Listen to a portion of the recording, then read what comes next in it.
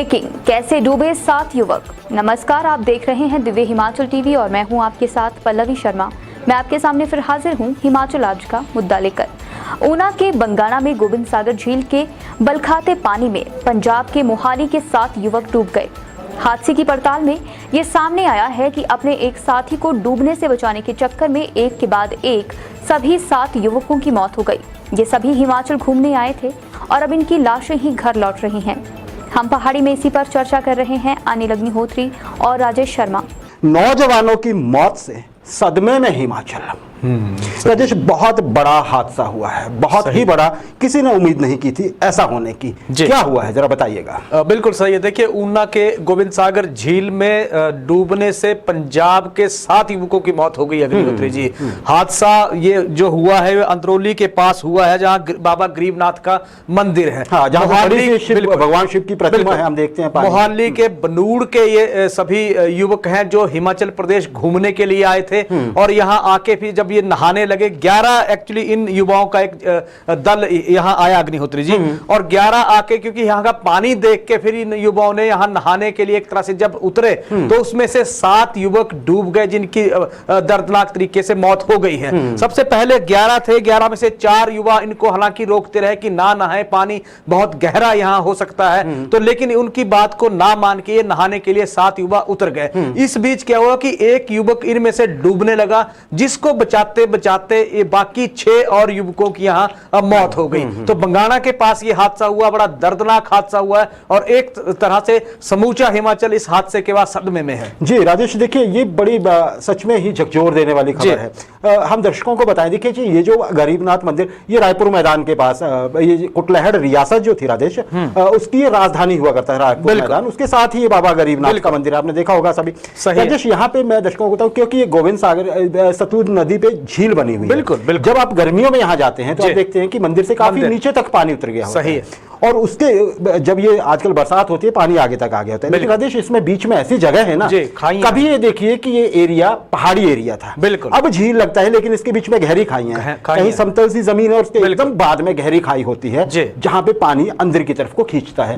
नए आदमी को हाँ बिल्कुल, कई बार ये बोलते हैं कि यहाँ तैराकों को भी नहीं जाना चाहिए क्योंकि ये डैम है और ये गोविंद सागर कंदरा है। हाँ बिल्कुल, जो व्हर्लपूल होते हैं ना राजेश, वो बनते हैं। अभी तो खैर पता लगेगा कि हुआ क्या, लेकिन राजेश एक बात तो है, रोमांच के लिए देखिए एक अनफोर्स्ड, आप ये कहिएगा कि एरर है ना, ये कोई दुर्घटना नहीं है, ये एक तरह से ये कहा जाएगा कि युवक जो थे वो उत्साह में शायद ऐसा उन्होंने सोचा नहीं था कि ये गलती इतनी बड़ी महंगी पड़ जाएगी। क्या कहेंगे आप राजेश? बिल्कुल सही है। देखिए, बहुत महंगी ये गलती पड़ी है। 7 युवकों की मौत हो गई है। इनकी पहचान अगर मैं बताऊं अग्निहोत्री जी, पवन कुमार इनमें से 35 साल जिसकी उम्र है, मतलब सबसे ज्यादा अगर उम्र दराज सिर्फ यही एक शख्स है, पवन कुमार। बाकी रमन कुमार 19 साल उम्र है, लाभ सिंह 17 साल उम्र है, लखवीर सिंह 16 साल उम्र है, अरुण कुमार 14 साल के हैं, विशाल कुमार 18 साल के हैं और शिवा 16 साल के हैं। तो बिल्कुल नौजवान ये किशोर एक तरह से घूमने आए थे और घूमने के दौरान इस तरह का हादसा इनके साथ हो गया। 2 तरह की चीजें हैं। पहले की रोमांच के चक्कर में ये जरा सी चूक या लापरवाही कितनी भारी पड़ गई, ये सबसे बड़ा एग्जांपल है। हिमाचल प्रदेश सरकार की बात करें, हालांकि सरकार ने और प्रशासन ने व्यवस्था एक तरह से पुख्ता कर रखी है बरसात के दिनों में। नदी नालों के किनारे जाने से बार-बार पहले ही एडवाइजरी जारी कर रखी है। पैराग्लाइडिंग पर प्रदेश भर में रोक है, रिवर राफ्टिंग बंद कर रखी है सरकार ने, बोटिंग तक प्रदेश भर में एक तरह से बंद कर रखी है। अग्निहोत्री जी, मसला वही है कि डैमों से पानी छोड़ा जा रहा है, जल स्तर बढ़ रहा है और गोविंद सागर का जहां आपने जिक्र किया, उसका पानी घूमता है और अपनी तरफ अंदर को खींचता है। ये जो हादसा आज हुआ, ये बिल्कुल एक तरह से किनारे पे हुआ है और ये ऐसा नहीं कि बड़ी गहराई में बड़े आगे तक ये चले गए, बिल्कुल किनारे के साथ साथ ही हादसा हुआ। लेकिन इतनी गहरी खाई का अनुमान शायद इन युवाओं को भी नहीं था, क्योंकि कोई लोकल से शायद बात नहीं की होगी और अगर लोकल लोगों से बात होती तो यही सलाह दी जाती, बिल्कुल आप ऐसी गलती हरगिज मत करिएगा। और राजेश देखिए, पिकनिक स्पॉट है वैसे, है ना, बहुत से लोग यहाँ पे परिवार के साथ आते हैं, बच्चों के साथ आते हैं, सावधानी बरतते हैं और अच्छी खासी यादें लेके चले जाते हैं। ऊना की पहचान है एक तरह से, ये शिव भगवान शिव की एक प्रतिमा है ना जी। और ये सावन महीने का सोमवार और इस जगह पे ऐसा हादसा होना सच में ही दिल तोड़ने वाला है। राजेश, आपकी प्रशासन की ओर से आपकी क्या सलाह है जो बाहर से लोग आते हैं खासकर, देखिए अगर आप नई जगह पे आते हैं तो शायद स्थानीय लोगों से कुछ तो जानकारी लेने का प्रयास करना ही चाहिए। कोई लोकल गाइड ना भी हो तो आसपास कोई व्यक्ति, क्या कहेगी राधेश? बिल्कुल सही है। देखिए हिमाचल प्रदेश में आजकल जिस तरह के सैलानी ये पंजाब के आ रहे हैं, थोड़ा सा अगर हम इनको देखो कि खड्डों में नहाना, लंगरों में खाना, आप ये कह लीजिए कि व्यवस्था जिस तरह की इन्होंने कर रखी है, तो मसला वही है कि ये सैलानी जो आ रहे हैं इनका एक तरह से प्रदेश को लाभ नहीं है अग्निहोत्री जी। लेकिन जैसे ही आ रहे हैं प्रशासन ने भी बाकायदा एक एडवाइजरी तक जारी कर दिया। पिछले दिनों याद करिए अभी सोलन के साधुपुल के पास नहाते हुए लोगों को प्रशासन ने खदेड़ा है। सभी बाहरी लोग थे। पांवटा से प्रशासन की टीम ने यमुना में नहाते हुए लोगों को बाहर निकाल के एक तरह से वहां से खदेड़ा है। ब्यास से कितने लोगों को हटाया गया है। और पिछले दिन अगर आप देखिए ब्यास में भयंकर बाढ़ के कारण अगर ऐसी परिस्थितियां कमोबेश पहले पैदा हो जाती तो फिर उसका जिम्मेदार और जवाबदेही किसकी होती? प्रशासन के लिहाज से देखें एडवाइजरी बाकायदा प्रशासन ने जारी की हुई है। लेकिन गोविंद सागर का यह एरिया इतना बहुत ज्यादा बड़ा है, लोकल लोगों को तो यहां पता है, लोकल लोग जाते नहीं है। लेकिन पंजाब के इन लोगों को एक तरह से संभालना प्रशासन के लिए भी बड़ी चुनौती है, सिरदर्द बना हुआ है। राजेश देखिए ये जो एरिया है, आप अगर थाना कला से चलते हैं तो यही सड़क जो है जिसपे रायपुर मैदान आता है, यही सड़क फिर भाखड़ा पहुंचती है। और भाखड़ा के बाद आपके दो ऑप्शन होते हैं, आप नंगल चले जाइए या आप माता नैना देवी के दर्शन करते हुए कीरतपुर साहब पहुंच जाए जाके। बिल्कुल।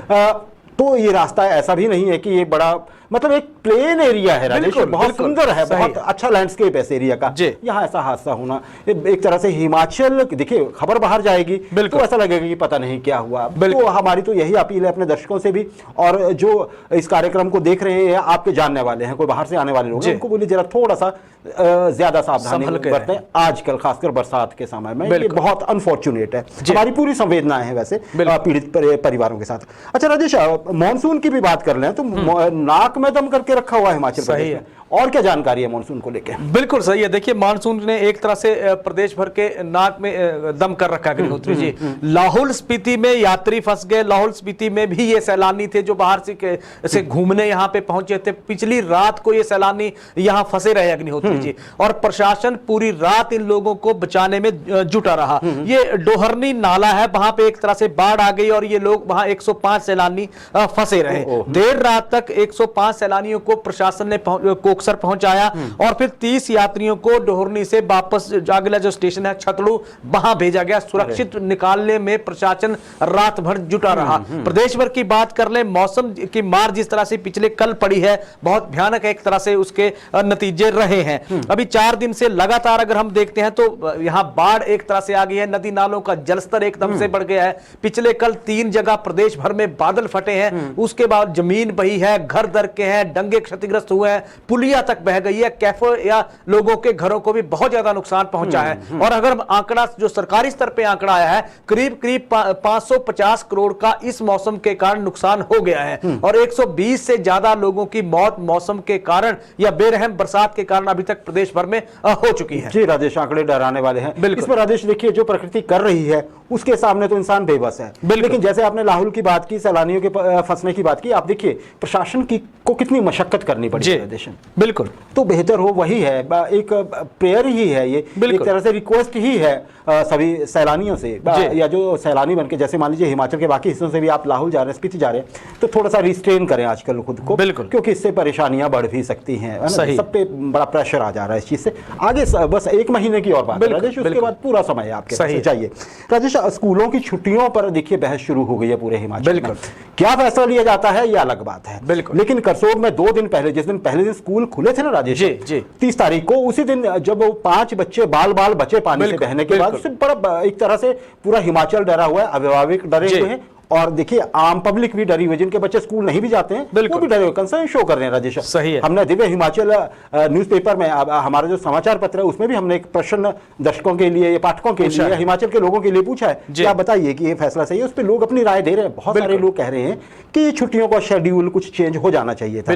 अब तो चलिए ऐसा है कि स्कूल बंद भी करेंगे तो बच्चों की पढ़ाई प्रभावित होती है, लेकिन फिर भी कुछ ना कुछ तो करना ही पड़ेगा। राजेश, करसोग के विधायक ने, जहां पे ये हादसा हुआ, बच्चों की जान पे बनाई, जहां यहाँ पे, उन्होंने तो बाकायदा एक पत्र लिख दिया है।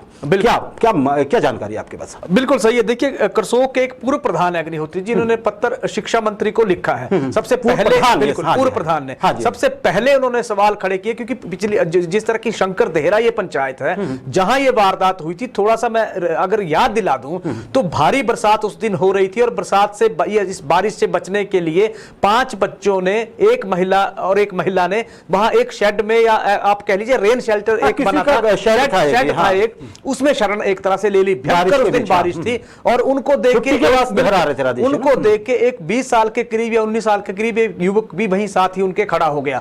लेकिन बड़ी बात यह कि जब बारिश ये हो रही थी, बाढ़ की परिस्थितियां एक तरह से, हालात वहां जब खराब होने लगे, तो ये उन बच्चों ने वहां से निकलना ही एक तरह से मुनासिब समझा। लेकिन इस बीच क्या हुआ कि पहाड़ी से मलबा दरका और उस मलबे के कारण वो जो रेन शेल्टर बनाया था एक तरह से तबाह हो गया जी। और नीचे जो बच्चे थे वो उफनते हुए पानी में जब गिरने लगे तो उस युवक ने उन बच्चों के साथ उस महिला को एक तरह से मौत के जबड़े से खींचकर उनकी जान बचाई है। तो इस तरह का ये हादसा हुआ। इसके बाद हालत अब प्रदेश भर में एक तरह से आप देखिए कि लाहौर से लेकर अगर किन्नौर और सिरमौर तक परिस्थितियां बादल फटने तक की पैदा हो रही है। तो डर अध्यापकों के, डर अभिभावकों के और डर सरकार या प्रशासनिक अधिकारियों के मन में भी बरसात को लेकर है। इसीलिए स्कूलों की छुट्टियों को लेकर शिक्षा मंत्री को इन्होंने पत्र लिख के एक तरह से रिव्यू करने की बात की है कि सरकार ने जो फैसला लिया है उसको रिव्यू किया जाए। 15 अगस्त तक प्रदेश भर के स्कूलों में छुट्टियों की सरकार को व्यवस्था करनी चाहिए। जी राजेश, और देखिए अगर मान लीजिए मौसम साफ भी हो जाता है, छुट्टियां नहीं भी होती हैं, ऐसा माना जाता है, शिक्षा के हक में मान लेते हैं,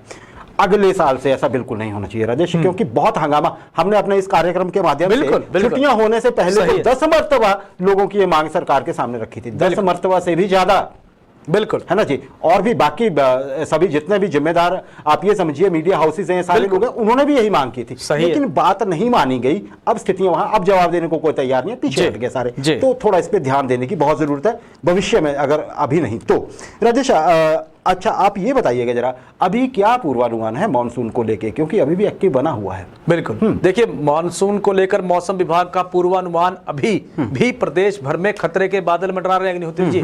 4 अगस्त तक प्रदेश भर में मौसम विभाग ने येलो अलर्ट जारी कर रखा है भारी बारिश का। लोगों से वही अपील है, लोगों को वही सलाह है कि वो नदी नालों के किनारे हरगिज ना जाएं और इस दौरान एहतियात बरतें। सफर अगर जरूरी करना हो तभी करें, अन्यथा अनावश्यक यात्रा से बचें। इस तरह का मौसम विभाग अगर पूर्वानुमान जारी कर रहा है या फिर प्रशासन लोगों से अपील अगर कर रहा है तो फिर परिस्थितियों को समझने की जरूरत है कि किस कदर खतरा अभी बरकरार है। हाँ, तो देखिए जी, ये जहां तक सरकार की, प्रशासन की जिम्मेदारी है, वहां हमारी सुरक्षा की भी जिम्मेदारी है। जान है तो जहान है। बिल्कुल, समय देखकर फैसला लें आप समझदार हैं सभी।